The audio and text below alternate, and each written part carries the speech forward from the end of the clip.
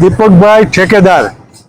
અને અમારા રાજુલાના આમ ગણો તો નગર શેખ જેને કહેવાય છે,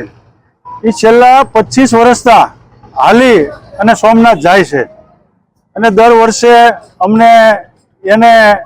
અહીંથી હાર પહેરાવીને એનું સન્માન કરવાનો મોકો મળે છે અને 25 વર્ષમાં આજે એની 140મી યાત્રા છે અને સાથોસાથ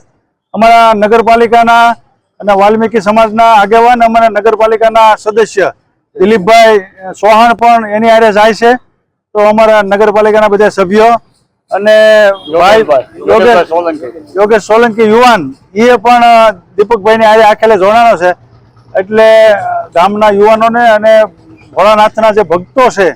એને આ ખુશી છે કે દીપકભાઈની અમે આ 25 વર્ષથી અને આ 140મી એની પદયાત્રા અને એની હારે અમારા ભાઈ દીપક ચૌહાણ અને યોગેશ જે જોડાણા છે એને અમે આજે આજથી અહીંયા અમારું છે જૂનું ને જાણીતું હિતેશ મોલ અને હિતેશભાઈને પણ હતો કે આજ અમારે ત્યાંથી પ્રસ્થાન થાય તો અમે બધા ભેળા થઈ અને આજે એને સોમનાથ જવા પ્રસ્થાન કરવા અને બધાને અમને મોકો મળ્યો।